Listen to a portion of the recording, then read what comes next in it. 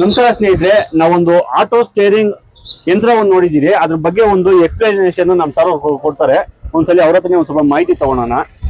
Sir ಹೇಳಿ ಇದ್ರ ಬಗ್ಗೆ ಒಂದು. ಸರ್ ನಮಸ್ತೆ, ನನ್ನ ಹೆಸರು ಆನಂದ್ ಹುಗ್ಗಿ ಅಂತ ಹೇಳಿ. ಸೊ ಇಲ್ಲಿ ಯೂನಿವರ್ಸಿಟಿ ಅಗ್ರಿಕಲ್ಚರ್ ಸೈನ್ಸ್ ಬೆಂಗಳೂರಲ್ಲಿ ನಮ್ದು ಟ್ರೈನಿಂಗ್ ಸೆಂಟರ್ ಇದೆ ಸರ್. ಟ್ರೈನಿಂಗ್ ಸೆಂಟರ್ ಸರ್ ಸಿಟ್ಸಾ ಅಂತ ಹೇಳಿ, centre for innovation and development in smart agriculture ಅಂತ ಹೇಳಿ. ಓಕೆ, ಅಲ್ಲಿ ನಮ್ಗೆ ಡಿಫ್ರೆಂಟ್ ಆಗಿ 5 ಲ್ಯಾಬ್ರೇಟರಿ ಇದಾವೆ ಸರ್. ಸೊ ಆ ಒಂದು ಲ್ಯಾಬ್ರೇಟರಿಯಲ್ಲಿ ಒಂದು ಅಗ್ರಿಕಲ್ಚರ್ ಆಟೋಮೇಷನ್ ಲ್ಯಾಬ್ರೇಟರಿ ಅಂತ ಇದೆ. ಸೊ ಆ ಲ್ಯಾಬ್ರೇಟರಿಯಲ್ಲಿ ನಮ್ಮ 2 ಟ್ರ್ಯಾಕ್ಟರ್ ನೋಡ್ತೇವೆ ಸರ್. ಓಕೆ, ನಾರ್ಮಲ್ ಟ್ರ್ಯಾಕ್ಟರ್ ಅಂತ ನೋಡ್ಬೋದು. ಅದನ್ನ ನಾವು ಏನ್ ಮಾಡಿದೀವಿ ಅಂದ್ರೆ ಇದನ್ನ ಅಡ್ವಾನ್ಸ್ ಮಾಡ್ಕೊಂಡಿದ್ದೀವಿ ಸರ್. ಯಾವ ತರ ಅಂದ್ರೆ ಇದಕ್ಕೊಂದು ಬೇರೆ ಹೆಸರು ಕೊಟ್ಟಿದ್ದೇವೆ, ಏನಂದ್ರೆ ಆಟೋ ಸ್ಟ್ರಿಂಗ್ ಟ್ರ್ಯಾಕ್ಟರ್ ಅಂತ ಕೊಟ್ಟಿದ್ದೇವೆ.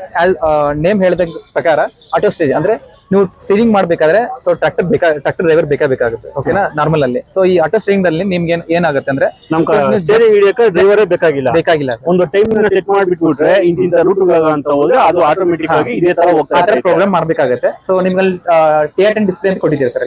ಆ ಡಿಸ್ಪ್ಲೇ ಅಲ್ಲಿ ಸೊ ನಿಮ್ ಟ್ರ್ಯಾಕ್ಟರ್ ಕಾಣುತ್ತೆ.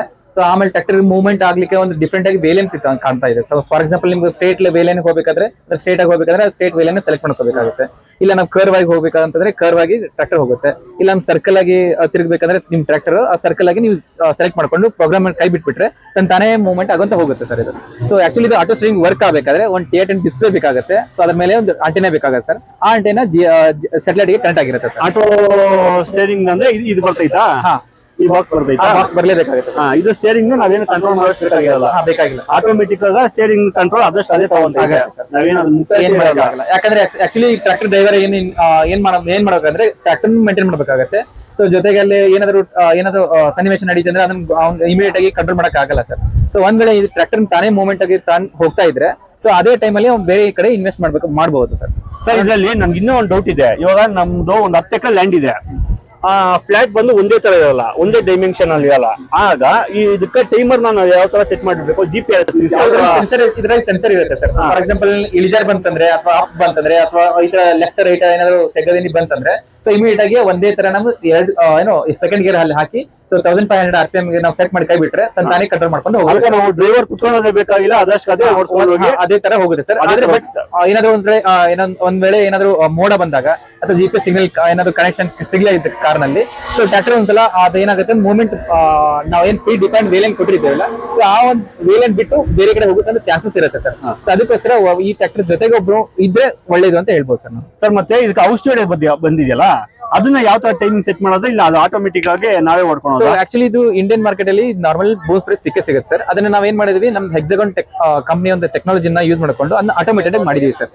ಸೊ ಅದು ಆಟೋಮೆಟಿಕ್ ಸಮೇತ ಆಟೋಮೆಟಿಕ್ ಆಗುತ್ತೆ. ಯಾವ ನಾರ್ಮಲ್ ಆಗಿ ನೀವು ಏನಾದ್ರು ಸ್ಪ್ರೇಯರ್ ಆನ್ ಮಾಡಿದ್ರೆ ಸೊ ಅಲ್ಲಿ ಟೋಟಲ್ 18 ನಾಜಲ್ಸ್ ಬರ್ತದೆ ಸರ್. ಆ 18 ನಾಜಲ್ ಸಹಿತ ಸ್ಪ್ರೇ ಸ್ಟಾರ್ಟ್ ಆಗುತ್ತೆ. ಸೊ ಯಾವಾಗ ಆಫ್ ಮಾಡಿದ್ರೆ 18 ನಾಜಲ್ ಸಹಿತ ಆಫ್ ಆಗಿಬಿಡುತ್ತೆ ಸರ್. ಸೊ ಇಲ್ಲಿ ಏನಾಗುತ್ತೆ ಅಂದ್ರೆ ಆಟೋಮೆಟಿಕ್ ಆಗಿ ಅಂತಂದ್ರೆ ಫಾರ್ ಎಕ್ಸಾಂಪಲ್ ಈಗ ನಿಮ್ಮ ಒಂದು 10 ಎಕರೆ ಇದೆ ಅಂತ ತಿಳ್ಕೊಳ್ರಿ. ಆ 10 ಎಕರೆಯಲ್ಲಿ ಒಂದು ಯಾವ್ದೋ ಒಂದು ತೊಗರಿ ಬೆಳೆ ಇದೆ ಅಥವಾ ಯಾವ್ದೊಂದು ಹೆಸರು ಬೆಳೆ ಇದೆ ಅಂತ ತಿಳ್ಕೊಳ್ರಿ.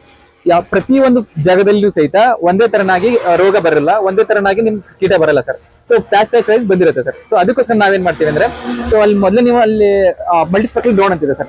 ಮಲ್ಟಿಸ್ಪೆಕ್ಟಲ್ ಡ್ರೋನ್ ಅನ್ನ ನಾವು ಹಾರಿಸ್ತೀವಿ ಸರ್. ಆ ಒಂದು ಬೆಳೆ ಮೇಲೆ ಹಾರಿಸಿದ ತಕ್ಷಣ ಇಮೇಜ್ ಅನ್ನ ಕಲೆಕ್ಟ್ ಮಾಡ್ಕೊಂಡು ಬರುತ್ತೆ ಸರ್. ಆ ಇಮೇಜ್ ಅನ್ನ ಕಲೆಕ್ಟ್ ಮಾಡ್ಕೊಂಡು ಬಂದ್ಮೇಲೆ ನಾವು ಸಾಫ್ಟ್ವೇರ್ ಮುಖಾಂತರ ನಾವು ಪ್ರೊಸೆಸಿಂಗ್ ಮಾಡಿ ಸೊ ಯಾವ ಜಾಗದಲ್ಲಿ ಕೀಟ ಬಾಧೆ ಇದೋ ಅಥವಾ ಯಾವ ಜಾಗದಲ್ಲಿ ಅಥವಾ ನಿಮ್ ಕ್ರಾಪ್ ಹೆಲ್ತ್ ಅನ್ನ ಗೊತ್ತಾಗುತ್ತೆ ಸರ್ ನಮ್ಗೆ ಆಕ್ಚುಲಿ ಆ ಒಂದು ಇಮೇಜ್ ಪ್ರೊಸೆಸಿಂಗ್ ಮಾಡಿದ್ಮೇಲೆ.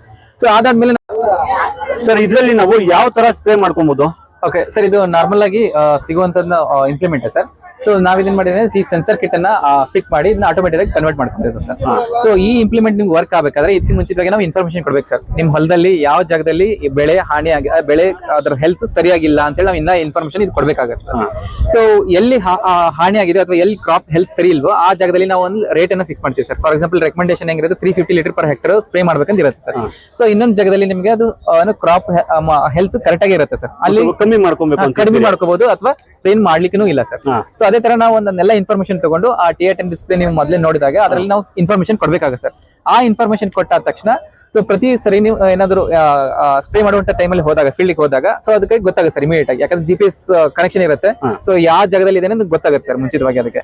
ಸೊ ಒಂದ್ ವೇಳೆ ನೀವು ಟ್ರ್ಯಾಕ್ಟರ್ ಏನಾದ್ರು ಆ ಕ್ರಾಪ್ ಹೆಲ್ತ್ ಸರಿ ಇಲ್ಲ ಜಾಗಕ್ಕೆ ಏನಾದ್ರು ಬಂದಾಗ ಸೊ ನಾವು ಒಂದು ರೆಕಮೆಂಡೇಶನ್ ಮಾಡಿರ್ತೀವಿ ಸರ್. ಈ ಒಂದು ಪರ್ಟಿಕ್ಯುಲರ್ ಜಾಗದಲ್ಲಿ ಸೊ ನೀವು 350 ಲೀಟರ್ ಸ್ಪ್ರೇ ರೇಟ್ ಸ್ಪ್ರೇ ಅಲ್ಲಿ ನೀವು ಸ್ಪ್ರೇ ಮಾಡ್ಬೇಕಂತ ಹೇಳಿದ್ರೆ ಸೊ ಅದೇ ರೇಟ್ ಅಲ್ಲಿ ಅದು ಸ್ಪ್ರೇ ಮಾಡ್ಕೊಂತ ಹೋಗುತ್ತೆ ಸರ್. ಮತ್ತೆ ಯಾವಾಗಾದ್ರೂ ಕ್ರಾಪ್ ಹೆಲ್ತ್ ಚೆನ್ನಾಗಿರುವಂತ ಪ್ಲೇಸ್ ಅಲ್ಲಿ ಬಂದಾಗ ಅಲ್ಲಿ ಕಡಿಮೆ ಮಾಡಬಹುದು ಅಥವಾ ಸ್ಪ್ರೇ ಮಾಡದೂ ಇರ್ಬೋದು ಸರ್. ನಾಜಲ್ಗಳು ಎಲ್ಲದಕ್ಕೂ ಒಂದೇ ತರ ಒಂದೇ ಸ್ಪ್ರೇ ಅಲ್ಲಿ ಒಂದೇ ಮೆಜರ್ಮೆಂಟ್ ಅಲ್ಲಿ ಹೋಗ್ತೈತಾ? ಒಂದೇ ಮೆಜರ್ಮೆಂಟ್ ಅಲ್ಲಿ ಹೋಗುತ್ತೆ ಸರ್. ಸೊ ಅದಕ್ಕೋಸ್ಕರ ನಾವು ಇದನ್ನ 18 ನಾಜಲ್ಸ್ ಏನ್ ನೋಡ್ತೀರಾ ಸರ್ ಇಲ್ಲಿ? ಇದು 18 ನಾಜಲ್ 18 ನಾಜಲ್ಸ್ ಇದೆ.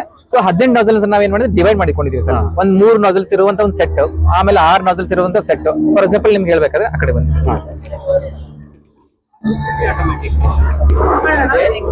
ಕಟ್ ಮಾಡಿ, ಕಟ್ ಮಾಡಿ. ಸೊ ಈ ನಾರ್ಮಲ್ ಬೋನ್ ಸ್ಪ್ರೇ ಅಲ್ಲಿ ಸೊ ಟೋಟಲ್ 18 ನಾಜಲ್ಸ್ ನೋಡ್ತಾ ಇದ್ದೀವಿ. ಓಕೆನಾ? ನೀವು ಫಸ್ಟ್ ನಾಜಲ್ಸ್, ಒಂದು ಫಸ್ಟ್ ನಾಜಲ್, ಈ ಸೆಕೆಂಡ್ ನಾಜಲ್, ಈ ಥರ್ಡ್ ನಾಜಲ್ಸ್. ಈ ಥರ್ಡ್ ನಾಜಲ್ ಅನ್ನ ಒಂದ್ ಸೆಕ್ಷನ್ ಅಂತ ನಾವು ಕನ್ಸಿಡರ್ ಮಾಡ್ತೀವಿ. ನಾವು ಬೇಕಾದಾಗ ಆಫ್ ಮಾಡ್ಕೊಬಹುದು, ಆನ್ ಮಾಡ್ಕೋಬಹುದು. ಈ ಸಪರೇಟ್ ಆಗಿ ಈ ಒಂದು ನಾಜಲ್ಸ್ ಗೆ ಸಪರೇಟ್ ಆಗಿ ಲಿಕ್ವಿಡ್ ಅನ್ನ ಪಾಸ್ ಮಾಡ್ಲಿಕ್ಕೆ ಒಂದು ಬ್ಲಾಕ್ ಕಲರ್ ಪೈಪ್ ಕಾಣ್ತಾ ಇದೆ. ಓಕೆನಾ? ಅದೇ ತರ ನಾಜಲ್ ನಂಬರ್ 1, 2, 3, 4, 5 and 6 ಈ 6 ನಾಜಲ್ ಗೆ ಸಪರೇಟ್ ಆಗಿ ಒಂದು ಕೇಬಲ್ ಬರುತ್ತೆ. ಇದು ಸಪರೇಟ್, ಅದು ಸಪರೇಟ್. ಓಕೆ, ಟೋಟಲ್ ಆಗಿ ಈ ತರ 4 ಸೆಕ್ಷನ್ ಮಾಡ್ಕೊಂಡಿದ್ದೀವಿ. ಸೊ ಈ ಸೆಕ್ಷನ್ ನೀವು ಮಾಡಿಕೊಳ್ಳೋ ಉದ್ದೇಶ ಏನಂತಂದ್ರೆ ಸರ್, ಫಾರ್ ಎಕ್ಸಾಂಪಲ್ ನೀವು ಸ್ಪ್ರೇ ಮಾಡ್ಕೊಂಡು ಹೋಗ್ತಾ ಇರ್ತೀರಿ. ಇದ್ರ ವಿಡ್ತ್ ಆಕ್ಚುಲಿ 9 ಮೀಟರ್ ಬರುತ್ತೆ. 9 ಮೀಟರ್ ಒಂದ್ಸಲ ಸ್ಪ್ರೇ ಮಾಡ್ಕೊಂತ ಹೋದ್ರೆ 9 ಮೀಟರ್ ಕವರ್ ಆಗುತ್ತೆ ಸರ್.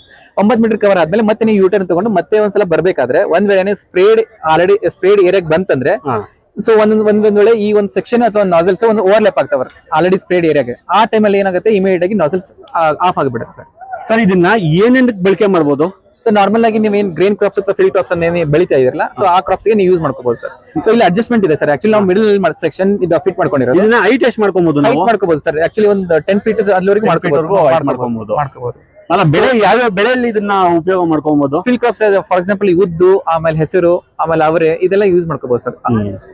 3-4 ತಿಂಗಳ ಕ್ರಾಪ್ ಯಾವ್ದು ಅವ್ನು ಮಾಡ್ಕೋಬಹುದು ಸರ್.